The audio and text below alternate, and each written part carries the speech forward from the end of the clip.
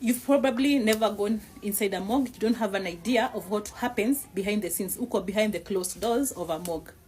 And maybe if you have images that somehow comes from movies.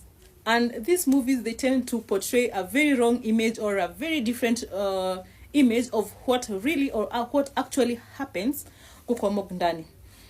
I work in that setting, and in today's video, I'll be bringing to you what happens behind the closed door from a moment where you receive that body to the moment you release this body to the family. There are different things we do. First, when the body arrives, there are processes that we do. Then there's preparation of the body. There is things like post-mortem. You prepare the body for family viewing, releasing the body and the that's another important thing that we do check pale kwa morgue. Hizo zote ni functions are the things that happens pale kwa morgue. And I will start by when the body arrives. The first thing you do, identification. That is very important to prevent the mix and match. Upatie this family a wrong body. Unaona, ama we prepare the wrong way venye familia haikuwa inataka. Unaona, so when a body arrives, lazima we tag. You tag that body. Then ukisha tag, una counter check na zile records uko nazo ama zile records umeletewa. Lazima u counter check. Then different bodies, different storage. Sawa. Then that is the first stage. The second stage is whereby this body, the family comes for viewing. Kuna zile processes, cleaning of the body. But before you clean this body, you have to assess, because different bodies kuna zile needs tofauti. But wacha kwanza tuongelele ku clean. Utatumia warm water, respect and dignity. Unajua kuna watu wengi hawapendi maji baridi. So warm water is the first thing. Then a mild disinfectant. Unatumia a mild disinfectant. Now, when it comes to washing of the body, you'll take care. It's a proper grooming. Hata nywele, you take care of that hair. Unaangalia hiyo nywele kama ni kubomolewa, but kuna familia utakuja kuambia tubomole hiyo nywele, tustylie hii nywele hivi, tutongie hii nywele. Different families, different needs, different requirements. Hiyo yote it comes under grooming. Okay? Umesha prepare. Another thing before grooming, kuna mtu atakuja kuambia we need our kin akumefanyia vitu kama face beat. Sawa. Na kama si face beat, unakuta maybe hii body mmeletewa ni ya trauma. Kuna face yake iko disfigured. Kuna vitu tunaitanga the restorative arts ama the restoration arts, I don't know, it depends with you. Benye mliita mkiwa kwa shule. But in this case tutatuita the restorative arts.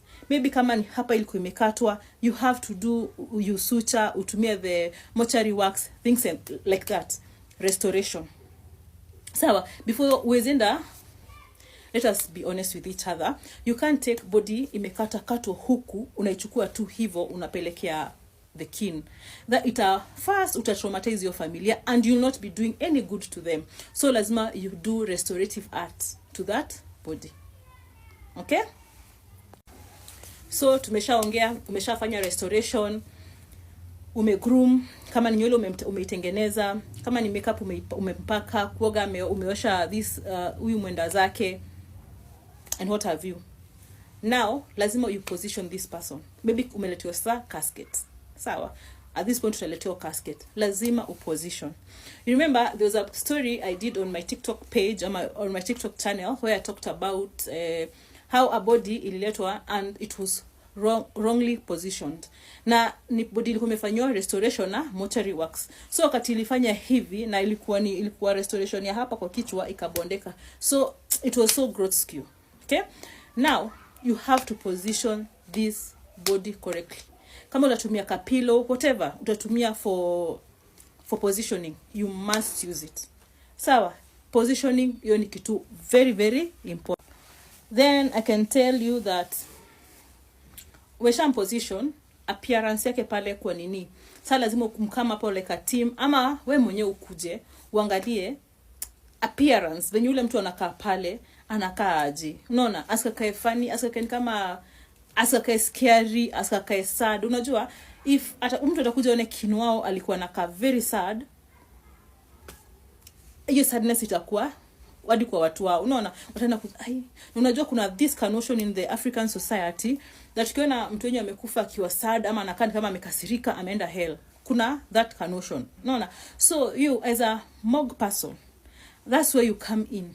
At least mtengeneze ka smile, wata kae ni kama ako happy, aska appearance.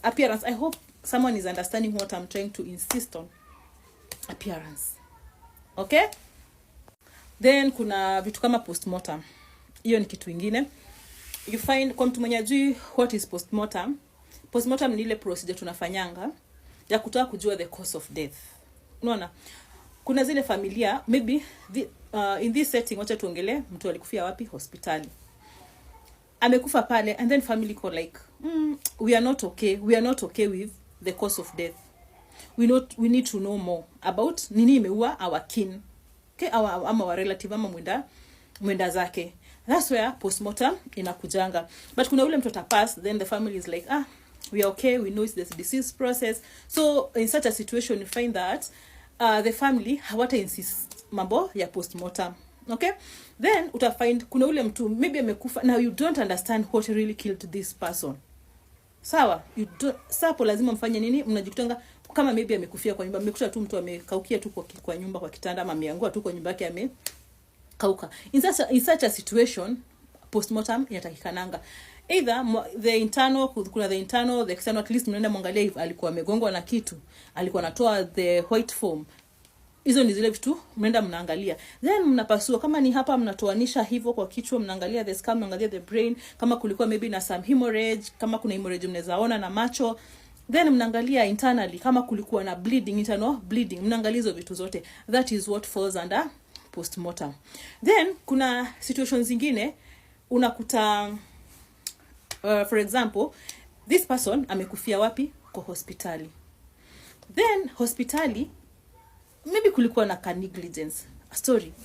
Kuna this person who had died in a certain hospital kitambo sana. And the family was like, hapa kuna negligence. And so hospitali kiambio we need postmortem tujue ni nini. It was hesitant. So his family ikakuwa like, no, we are insisting on it. It's a requirement and we need that closure. Okay? So postmortem ikakuja. Then the family said, hatutatumia, hata kama tutatupatia your pathologist, still tutakuwa na pathologist wetu. External. Forensic pathologist. At least tuweze kujua ni nini. And for sure kulikuwa na, penye alifunguliwa because I was there, kulikuwa na negligence. Ile surgery kulikuwa na issue. Okay? The hospital was at fault. In this case, the hospital was at fault. Then kuna releasing of the body to the hiyo siku ya maybe a burial, release the body. Then kuna zile documents still mnaangalianga, ndio mwangalia the next of kin. Si mnajua zile wrangles zinatokeanga, bibi sijui ako na bibi wangapi, sijui nini, na family inataka kufukuza bibi sijui, all those drama. Lazima uangalie who was the next of kin because of the documentation nini before you release the body documentation. Then hii body silikuwa imetagiwa, mnajua this kama niyo sasa mko position mmeweka kwa sanduku, imetagiwa the right person, ndio this right person areleasewe wapi. Then kuna zile vitu zina happening ambazo medically speaking pale kwa morgue they do happen that you cannot explain medically or scientifically, you cannot explain. That's why I come in Shiko Diaries. Sawa. That's why I come in. Na wapatie hizo story za behind the scenes. Sawa. Because kuna mtu alikuwa ananiambia, ati yeye alipatananga na mtu anatembea hivi, kupitana na hivi akasikia amempiga na harufu ya perfume, na hivyo ndio alijikuta it was a sort of thing. So if you're interested in such stories, please subscribe to my YouTube channel. Na nitafurahia sana. Subscribe. Then, hebu niambie, ni misconception gani unakuanga nao behind your back? Kwa kichwa yako uko nyuma. Ni misconception gani unakuanga nao about morgue?